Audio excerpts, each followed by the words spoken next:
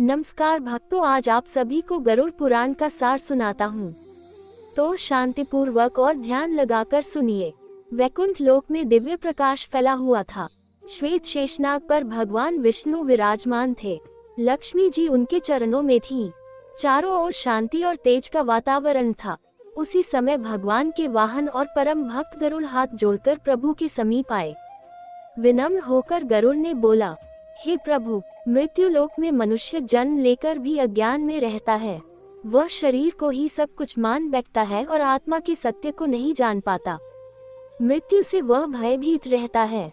कृपा करके बताए कि मृत्यु के बाद जीव के साथ क्या होता है और कर्मों का फल कैसे मिलता है। गरुड़ की बात सुनकर भगवान विष्णु ने बोला, हे गरुड़, तुमने अत्यंत कल्याणकारी प्रश्न किया है। ये ज्ञान केवल तुम्हारे लिए नहीं बल्कि समस्त प्राणियों के उद्धार के लिए है। इसे ध्यान से सुनो। फिर भगवान विष्णु ने बोला, ये शरीर पंचतत्वों से बना है और नश्वर है, पर आत्मा शाश्वत है। आत्मा न जन्म लेती है न मरती है। मृत्यु केवल शरीर की होती है, आत्मा की नहीं।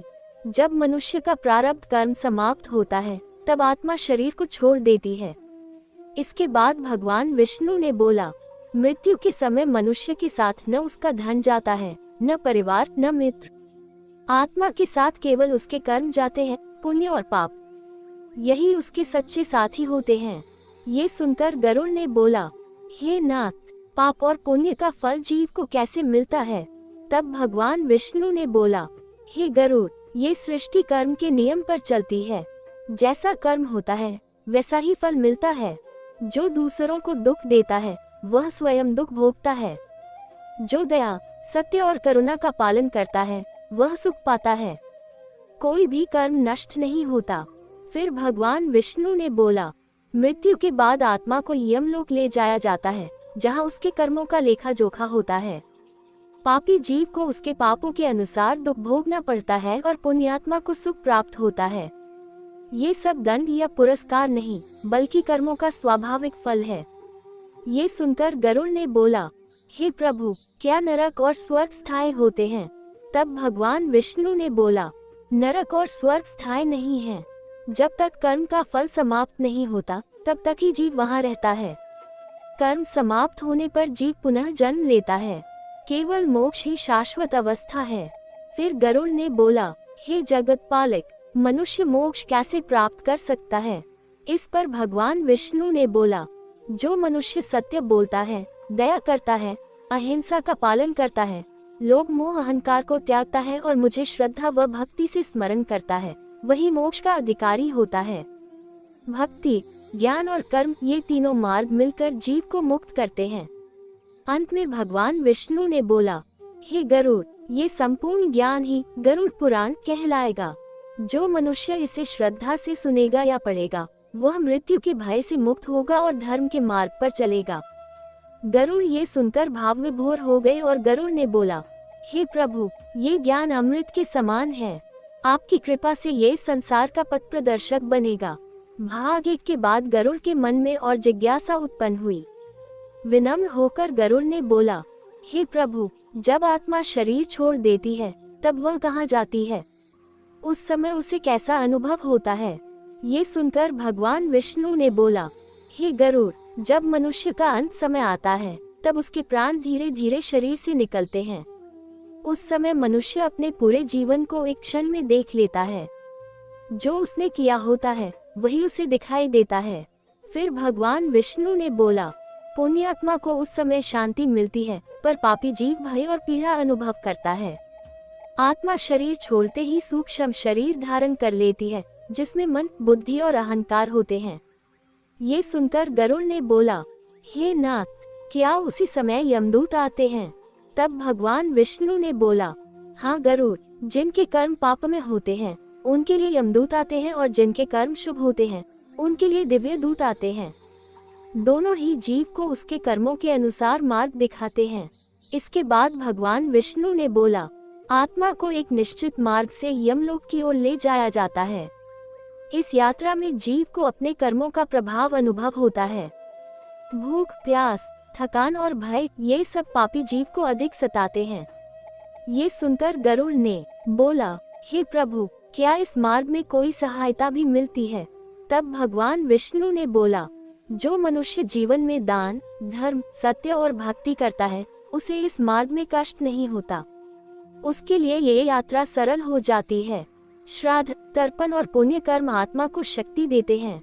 फिर भगवान विष्णु ने बोला, यही कारण है कि धर्म का पालन जीवन में ही करना चाहिए, क्योंकि मृत्यु के बाद केवल कर्म ही सहायक होते हैं। गरुड़ ये सुनकर नतमस्तक हो गए और गरुड़ ने बोला, हे प्रभु, ये ज्ञान मनुष्य को जीवन में ही सही मार्ग दिखाने वाला है। भाग 2 के उपदेश सुनकर गरुड़ का मन और भी गंभीर हो गया।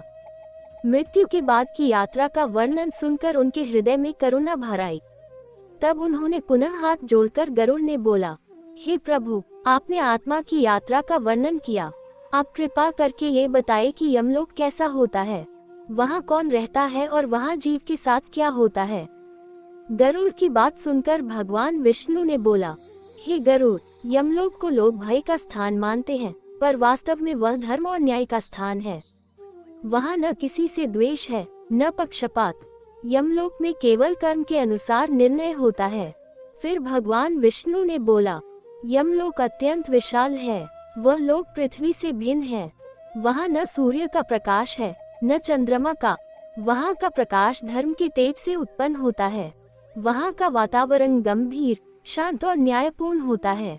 इसके बाद भगवान विष्णु ने बोला, यमलोक के अधिपति यमराज हैं। वे क्रोधी नहीं, बल्कि धर्म के ज्ञाता हैं।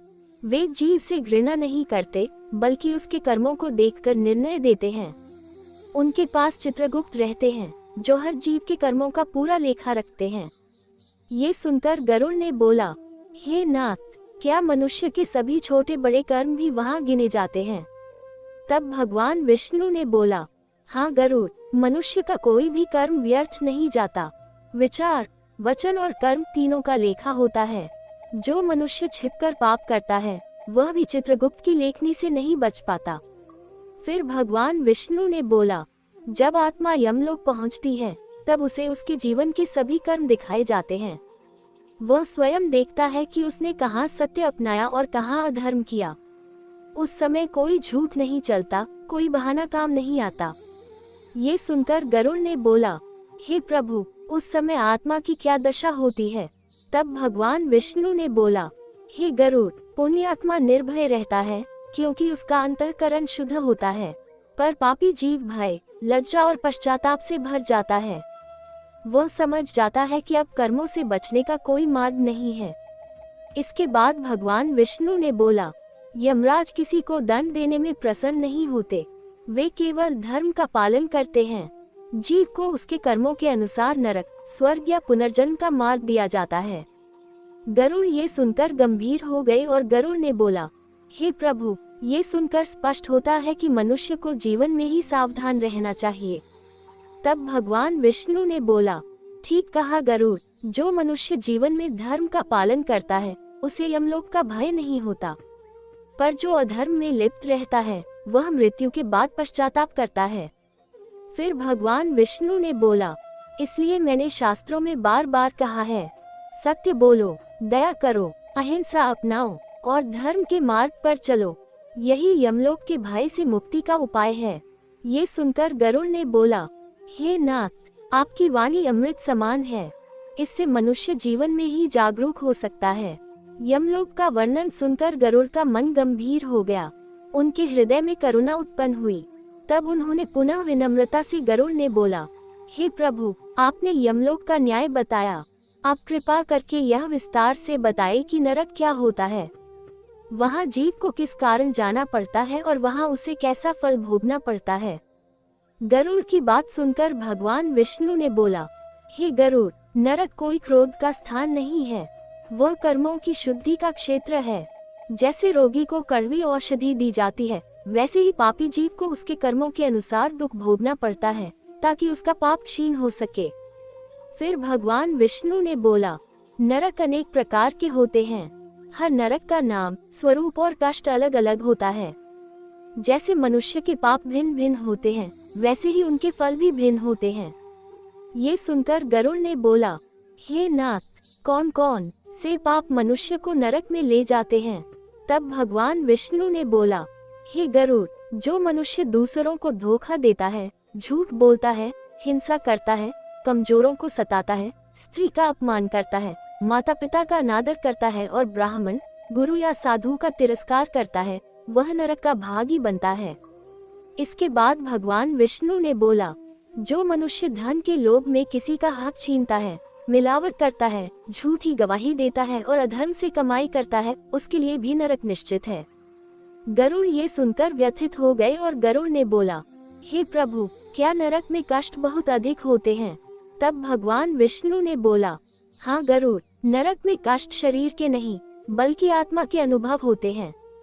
वहाँ जीव को अपने ही कर्मों का प्रतिबिंब दुख के रूप में दिखाई देता है। उसे वही पीड़ा मिलती है जो उसने दूसरों को दी होती है। फिर भगवान विष्णु ने बोला, जो जीव हिंसा करता है वह स्वयं भय और वेदना भोगता है।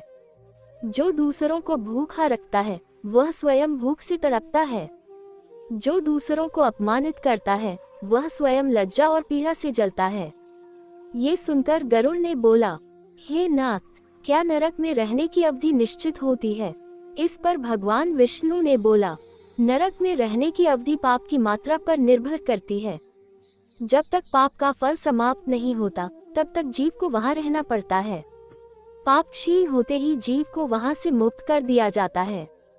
फिर भगवान विष्णु ने बोला, नरक शाश्वत नहीं है, वह सुधार का स्थान है। जब जीव अपने कर्मों का फल भोग लेता है तब उसे पुनः जन्म मिलता है ताकि वह फिर से धर्म का मार्ग अपनाने का अवसर पा सके। गरुड़ ने ये सुनकर गहरी सांस ली और गरुड़ ने बोला, हे प्रभु, यदि मनुष्य जीवन में ही पश्चाताप कर ले तो क्या वह नरक से बच सकता है? तब भगवान विष्णु ने बोला, हाँ गरुड़, सच्चा पश्चाताप, धर्म का पालन, दान, सेवा और भक्ति, ये सब पापों को नष्ट कर देते हैं। जो मनुष्य अपने पाप स्वीकार कर सत्य मार्ग पर लौट आता है उसे नरक नहीं भोगना पड़ता। अंत में भगवान विष्णु ने बोला, इसलिए मैंने शास्त्रों में कहा है, जीवन अमूल्य है, जो समय मिला है उसमें धर्म करो, क्योंकि मृत्यु के बाद केवल कर्म ही निर्णय करते हैं। ये सुनकर गरुड़ नतमस्तक हो गए और गरुड़ ने बोला, हे प्रभु, ये ज्ञान मनुष्य को पाप से बचाने वाला है। आपकी कृपा से लोग सचेत होंगे। नरक और पापों के फल का वर्णन सुनकर गरुड़ का हृदय भारी हो गया था। करुणा से उनकी आंखें नम हो गईं। कुछ क्षण मौन रहकर उन्होंने पुनः प्रभु की ओर देखा और विनम्र स्वर में गरुड़ ने बोला, हे प्रभु, आपने पापियों की गति बताई, आप कृपा करके ये भी बताए कि जो मनुष्य पुण्य करता है, धर्म के मार्ग पर चलता है, उसकी मृत्यु के बाद क्या गति होती है? क्या उसे भी कष्ट भोगना पड़ता है या उसे सुख की प्राप्ति होती है? गरुड़ की बात सुनकर भगवान विष्णु ने बोला, हे गरुड़, जैसे पाप का फल दुख है वैसे ही पुण्य का फल सुख है। ये सृष्टि संतुलन पर आधारित है। जो मनुष्य जीवन में शुभ कर्म करता है वह मृत्यु के बाद भयमुक्त रहता है। फिर भगवान विष्णु ने बोला, पुण्य आत्मा जब शरीर छोड़ता है तब उसके पास यमदूत नहीं आते, उसके पास दिव्य दूत आते हैं। वे उसे भय नहीं देते बल्कि प्रेम और शांति का अनुभव कराते हैं। ऐसे जीव की आत्मा सहज और शांत रहती है। ये सुनकर गरुड़ ने बोला, हे नाथ, पुण्य आत्मा को किस लोक में ले जाया जाता है? तब भगवान विष्णु ने बोला, हे गरुड़, पुण्य करने वाला जीव स्वर्ग लोक को प्राप्त होता है। स्वर्ग सुख, आनंद और संतोष का लोक है। वहाँ न रोग है, न वृद्धावस्था, न दुख। वहाँ केवल शुभ कर्मों का फल भोगा जाता है। इसके बाद भगवान विष्णु ने बोला, जो मनुष्य जीवन में दान करता है, भूखों को भोजन देता है, प्यासों को जल देता है, सत्य बोलता है, माता पिता की सेवा करता है, गुरु और साधुओं का सम्मान करता है, वह स्वर्ग का अधिकारी होता है। गरुड़ ने जिज्ञासा से पूछा और गरुड़ ने बोला, हे प्रभु, क्या स्वर्ग में सभी को समान सुख मिलता है? तब भगवान विष्णु ने बोला, नहीं गरुड़, जैसे पृथ्वी पर कर्म अलग अलग होते हैं वैसे ही स्वर्ग में मिलने वाले सुख भी कर्मों के अनुसार होते हैं। किसी को अधिक सुख मिलता है, किसी को कम। ये सब पुण्य की मात्रा पर निर्भर करता है।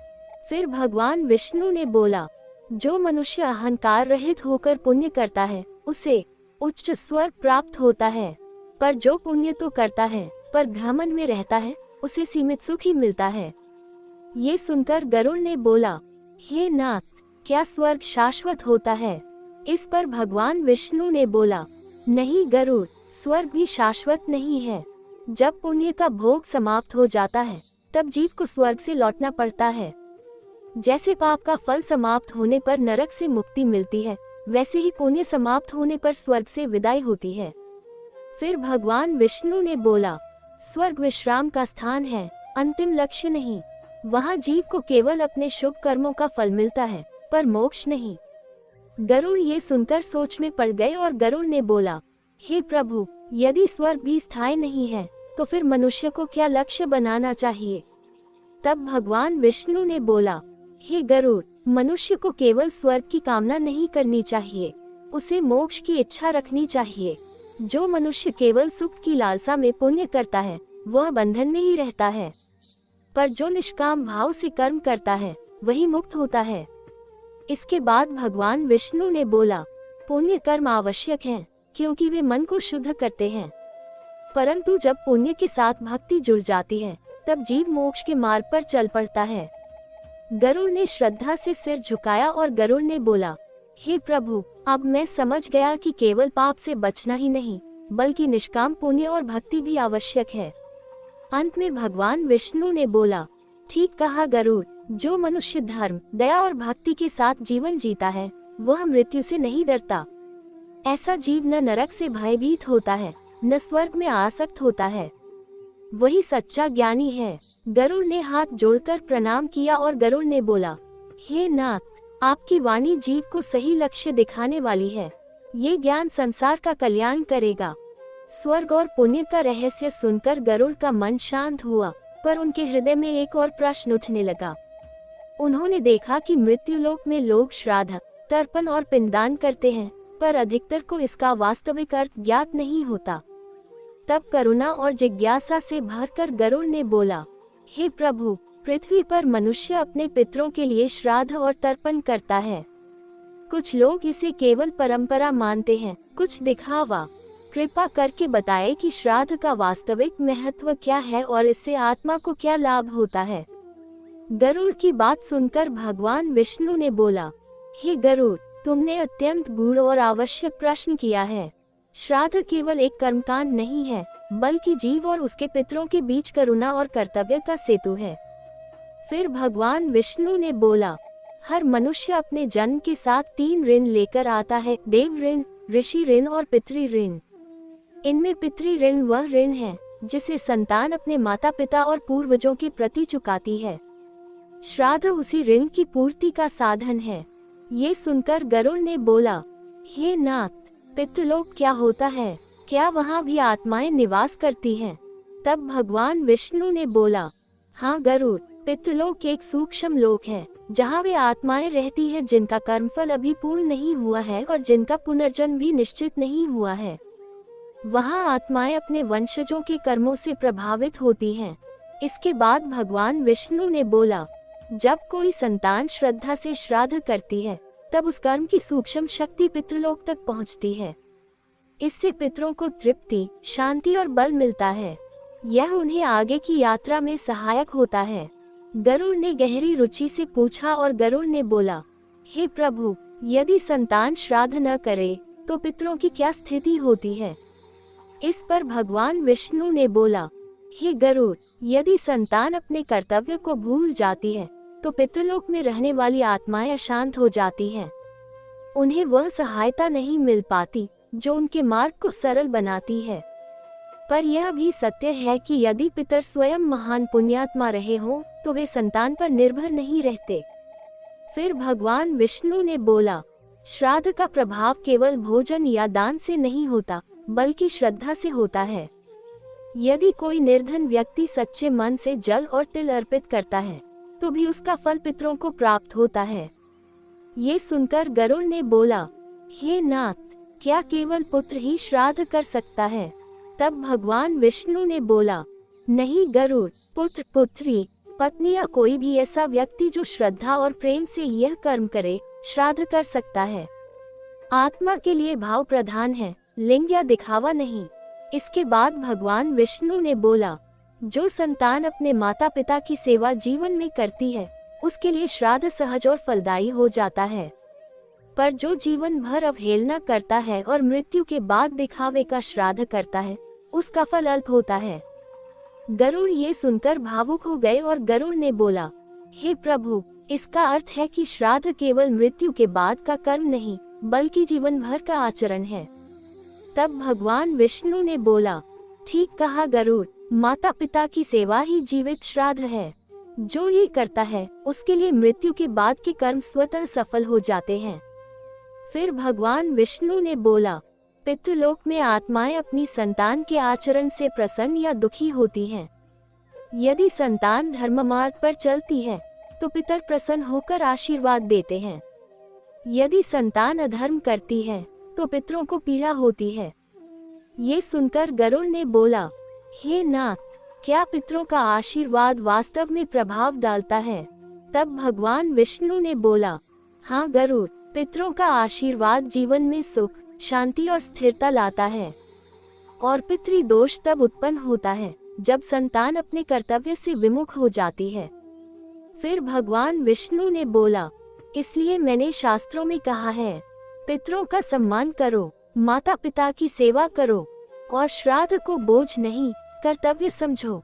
अंत में गरुड़ ने श्रद्धा से सिर झुकाया और गरुड़ ने बोला, हे प्रभु, अब स्पष्ट हो गया कि श्राद्ध केवल परंपरा नहीं, बल्कि आत्मा और वंश के बीच पवित्र संबंध है। भगवान विष्णु ने करुणा से देखा और भगवान विष्णु ने बोला, हे गरुड़, जो इस रहस्य को समझ लेता है, उसका जीवन और मृत्यु दोनों पवित्र हो जाते हैं। गरुड़ ने भगवान विष्णु से विनम्रतापूर्वक पूछा, हे प्रभु, आपने नरक, पुण्य और स्वर्ग का वर्णन किया। आप कृपया ये बताएं कि जीव का बंधन क्यों रहता है और कर्म का फल उसे बार बार जन्म क्यों लेने पर मजबूर करता है। भगवान विष्णु ने गंभीर स्वर में कहा, हे गरुड़, ये बहुत गूढ़ विषय है। कर्म और बंधन जीवन मरण के चक्र के मूल हैं। मैं तुम्हें विस्तार से समझाता हूँ। कर्म का जन्म और प्रभाव। भगवान विष्णु ने बोला, गरुड़, हर जीव अपने जीवन में 3 प्रकार के कर्म करता है। संसारिक कर्म जो सुख, दुख, ऐश्वर्य या शोक लाते हैं। धार्मिक कर्म जो पुण्य और तृप्ति का कारण बनते हैं। अधार्मिक या पाप कर्म जो दुख और अशांति का कारण बनते हैं। कर्म केवल शरीर के कर्म नहीं है, विचार, वचन और मन का कर्म भी अत्यंत प्रभावशाली है। ये कर्म आत्मा पर प्रभाव डालते हैं। जितना बड़ा कर्म, उतना गहरा बंधन। बंधनों का रहस्य। गरुड़ ने बोला, हे प्रभु, ये बंधन क्यों नहीं टूटता? भगवान विष्णु ने बोला, बंधनों का मूल है आसक्ति और इच्छा। जो जीव वस्तुओं, लोगों या सुखों से अत्यधिक जुड़ जाता है, वह बंधन में फंसता है। जो केवल अपने कर्म से ही आनंद पाता है, पर फल की इच्छा नहीं करता, वह मुक्त होने लगता है। बंधनों का भयंकर सत्य यह है कि कर्म समाप्त होने तक आत्मा जन्म मरण के चक्र से नहीं छूटती। पुनर्जन्म का नियम। गरुड़ ने पूछा, हे नाथ, जन्म मरण का चक्र क्यों चलता रहता है?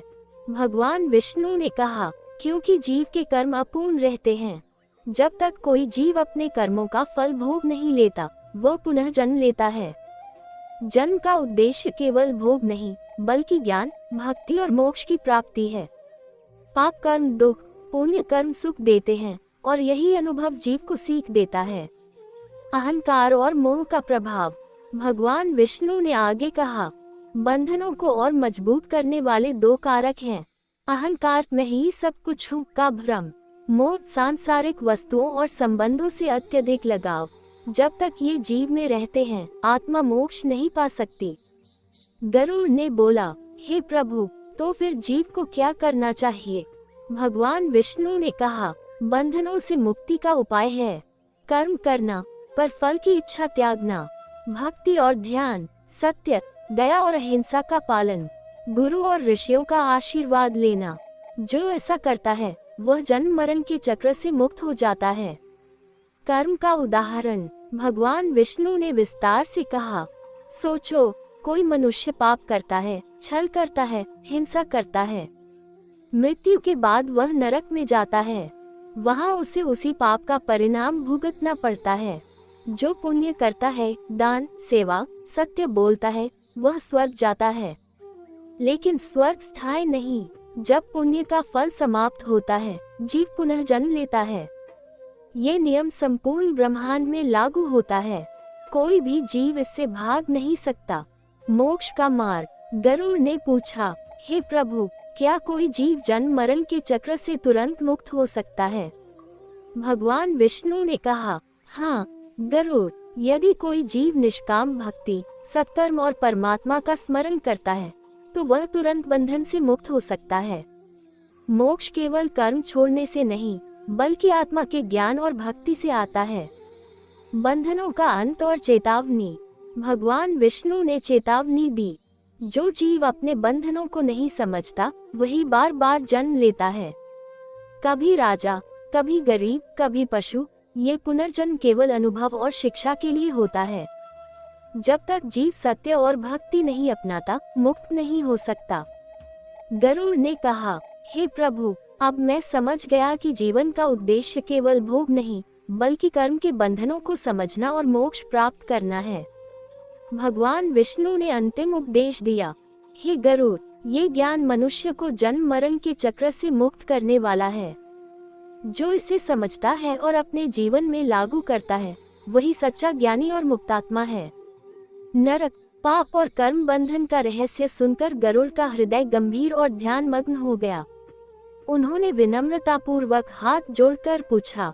गरुड़ ने बोला, हे प्रभु, आप कृपा करके ये बताएं कि मनुष्य कैसे अपने कर्मों का बंधन तोड़ सकता है और मोक्ष की प्राप्ति कर सकता है। क्या भक्ति, ज्ञान और तपस्या में कोई विशेष क्रम है? भगवान विष्णु ने दयालु दृष्टि से देखा और बोले। भगवान विष्णु ने बोला, हे गरुड़, भक्ति, ज्ञान और तपस्या तीनों मोक्ष के मार्ग हैं, परंतु यदि इन्हें समझकर अपनाया जाए तभी जीव जन्म मरण के चक्र से मुक्त होता है। मैं विस्तार से बताता हूँ। 1. भक्ति का महत्व। भगवान विष्णु ने बोला, भक्ति सबसे सरल और प्रभावशाली मार्ग है। जो जीव ईश्वर के प्रति निष्ठा, प्रेम और समर्पण से भक्ति करता है, वह जन्म मरण के बंधन से जल्दी मुक्त होता है। भक्ति केवल मुंह से जप या गीत गाने का नाम नहीं है, बल्कि मन और हृदय की एकाग्रता भी भक्ति में शामिल है। गरुड़ ने पूछा, हे प्रभु, क्या केवल भक्ति करना पर्याप्त है? भगवान विष्णु ने कहा, नहीं गरुड़, भक्ति के साथ सत्कर्म भी जरूरी है। दूसरों की सेवा, सत्य बोलना, दान देना, ये सब भक्ति का अंग है। जो जीव केवल नाम जपता है और कर्मों में अयोग्य है, वह भक्ति में निष्फल रहता है। 2. ज्ञान का महत्व। भगवान विष्णु ने कहा, ज्ञान का मार्ग भी अत्यंत महत्वपूर्ण है। ये ज्ञान केवल पुस्तकों का नहीं, बल्कि आत्मा और परमात्मा का ज्ञान है। जब जीव ये समझता है कि मैं शरीर नहीं, मैं आत्मा हूँ, तब मोह और बंधन स्वतः घटने लगते हैं। ज्ञान से मनुष्य के भीतर अहंकार, मोह और लोभ समाप्त होते हैं। गरुड़ ने बोला, हे प्रभु, क्या ज्ञान बिना भक्ति के प्रभावशाली नहीं होता? भगवान विष्णु ने उत्तर दिया, भक्ति और ज्ञान अलग नहीं है। ज्ञान के बिना भक्ति अंधी होती है और भक्ति के बिना ज्ञान निष्फल। सच्चा मोक्ष तभी संभव है जब ज्ञान और भक्ति एक साथ हो। 3. तपस्या और संयम। भगवान विष्णु ने कहा, तपस्या और संयम शरीर और मन को शुद्ध करते हैं। संसार के मोह, लोभ और क्रोध को नियंत्रित करने के लिए तपस्या आवश्यक है, परंतु ये कठोर तप केवल शरीर के लिए नहीं, बल्कि मन और विचारों के लिए भी होना चाहिए। जो जीव संयम के साथ अपने इंद्रियों और इंद्रियों के वासनाओं पर विजय पाता है, वही मोक्ष को प्राप्त कर सकता है। गरुड़ ने बोला, हे नाथ, क्या तपस्या बिना भक्ति और ज्ञान के सफल नहीं होती? भगवान विष्णु ने कहा, अवश्य नहीं। तपस्या अकेले मोक्ष नहीं देती। यदि उसमें भक्ति और आत्मा का ज्ञान जुड़ा हो, तभी यह फलदायी होती है।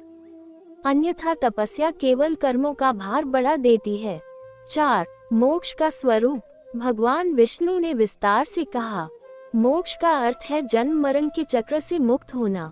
मनुष्य का आत्मा सर्वशक्तिमान परमात्मा के साथ विलीन हो जाता है। बंधन और दुख समाप्त हो जाते हैं। सुख और दुख का भोग नहीं होता। आत्मा शाश्वत शांति और आनंद में लीन होती है। गरुड़ ने पूछा, हे प्रभु, मोक्ष के लिए सबसे आवश्यक गुण कौन से हैं? भगवान विष्णु ने कहा, सत्य, अहिंसा, दया, संयम, भक्ति, ज्ञान और निष्काम कर्म। जो जीव इन्हें जीवन में अपनाता है वह बंधनों को तोड़ता है और मोक्ष को प्राप्त करता है।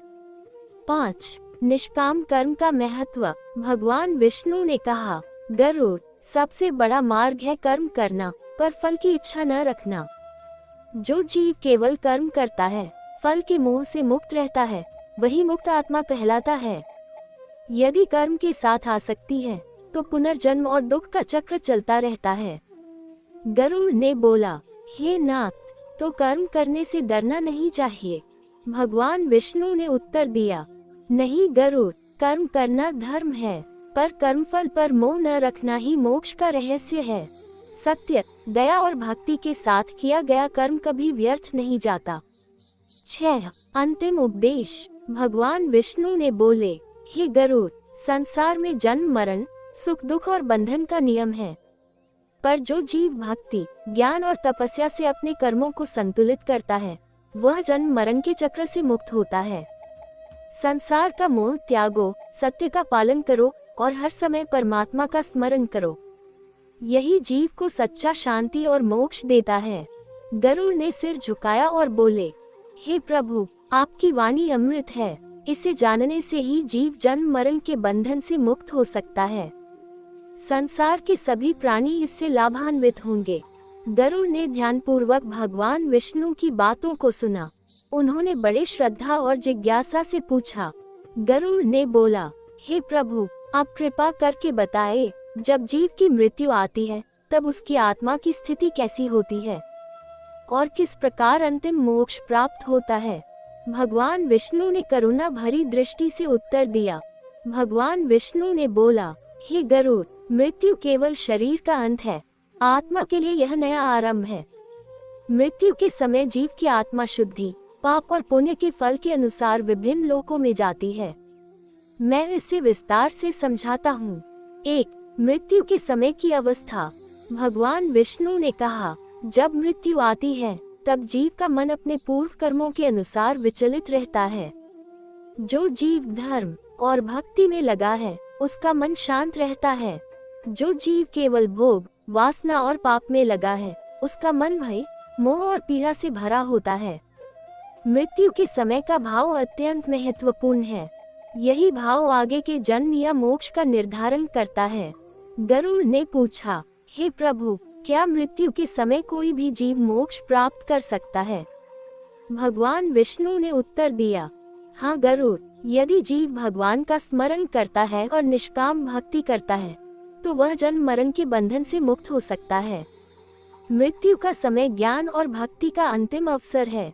2. यमलोक की यात्रा। भगवान विष्णु ने कहा, जिस जीव ने अपने जीवन में पाप किया है वह यमदूतों के साथ यमलोक जाता है। वहाँ उसे उसके कर्मों का लेखा दिखाया जाता है। अच्छे कर्मों वाले आत्माओं को स्वर्ग का मार्ग दिखाया जाता है, पापियों को नरक में भेजा जाता है। ये प्रक्रिया न्यायपूर्ण और अचूक है, किसी से कोई अन्याय नहीं होता। गरुड़ ने बोला, हे प्रभु, क्या नरक में शाश्वत दुख होता है? भगवान विष्णु ने कहा, नरक शाश्वत नहीं है, ये केवल कर्मों के अनुसार दुख देता है। जब पाप का भोग समाप्त होता है आत्मा पुनः जन्म लेती है, यही पुनर्जन्म का नियम है। 3. पुण्य और स्वर्ग। भगवान विष्णु ने कहा, जो जीव पुण्य करता है, दया, सेवा, सत्य, दान, भक्ति में लगा रहता है, उसे स्वर्ग का सुख प्राप्त होता है।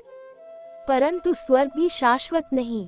जब पुण्य का फल समाप्त हो जाता है तब स्वर्ग से आत्मा पृथ्वी या किसी अन्य लोक में पुनः जन्म लेती है। सच्चा मोक्ष केवल परमात्मा में लीन होकर ही मिलता है। गरुड़ ने बोला, हे प्रभु, तो क्या स्वर्ग और नरक केवल अनुभव के लिए हैं? भगवान विष्णु ने कहा, हाँ गरुड़, ये केवल आत्मा के अनुभव और शिक्षा के लिए हैं। जीव को कर्मों के परिणाम समझाने, सुधारने और मोक्ष की ओर प्रेरित करने के लिए यह व्यवस्था है।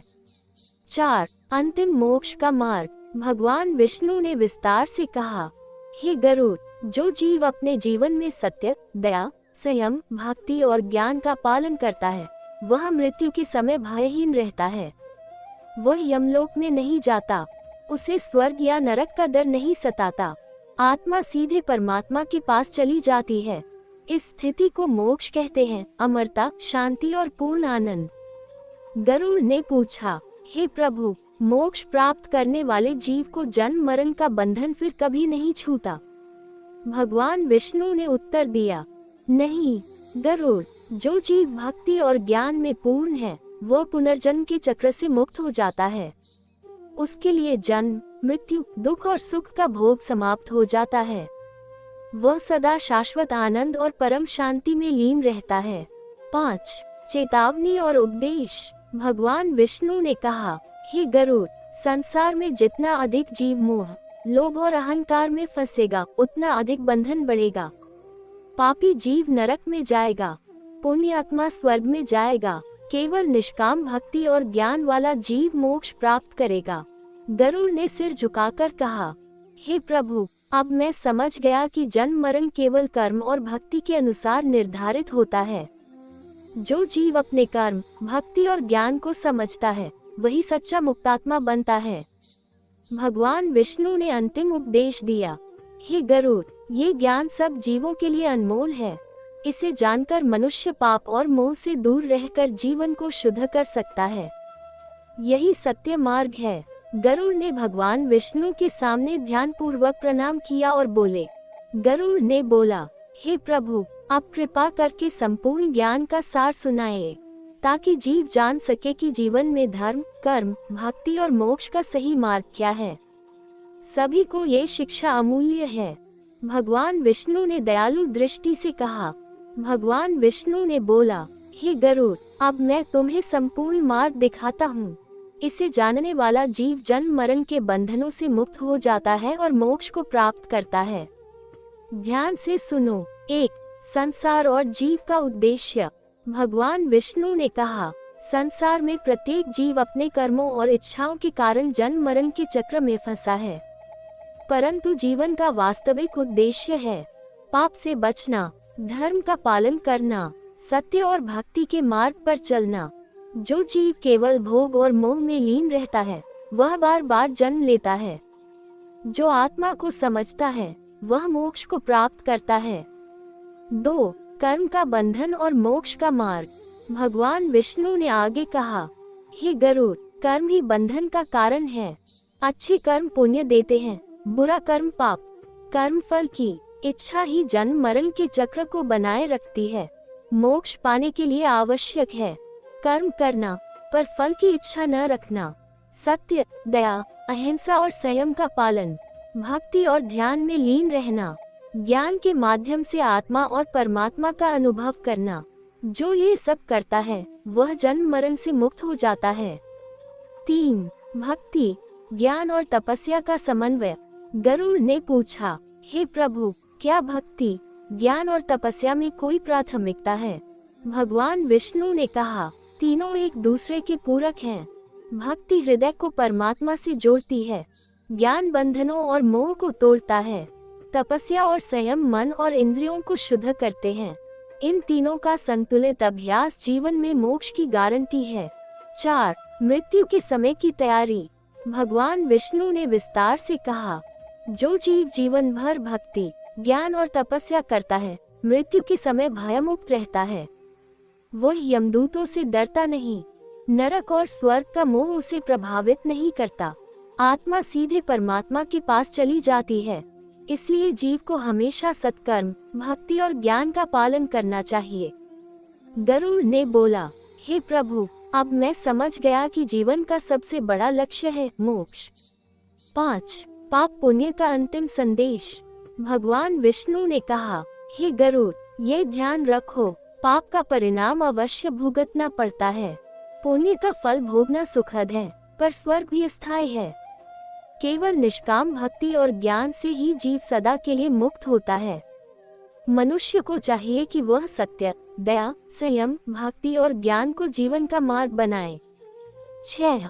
गरुड़ का संकल्प। गरुड़ ने सिर झुकाकर कहा, हे प्रभु, आपकी वाणी अमृत है, मैं इसे सभी जीवों तक पहुंचाऊंगा। जो इसे सुनकर पालन करेगा वह जन्म मरण के बंधन से मुक्त हो जाएगा और मोक्ष प्राप्त करेगा। भगवान विष्णु ने मुस्कुराते हुए कहा, हे गरुड़, ये ज्ञान सबसे महत्वपूर्ण और अमूल्य है। इसे जानने वाला जीव सच्चा ज्ञानी और मुक्तात्मा बनता है। संसार के जीव इस शिक्षा से अपने जीवन को शुद्ध और पुण्यपूर्ण बना सकते हैं। समापन संदेश। भगवान विष्णु ने कहा, हे गरुड़, ये गरुड़ पुराण जीवों के लिए मार्गदर्शन है। कर्मों का सही ज्ञान रखो, बंधनों और मोह से मुक्त रहो, भक्ति, ज्ञान और तपस्या के माध्यम से मोक्ष प्राप्त करो और हमेशा सत्य, दया और अहिंसा के मार्ग पर चलो। जो जीव इसे अपनाता है वह सदा आनंद और शांति में रहता है। यही गरुड़ पुराण का अंतिम और पूर्ण संदेश है।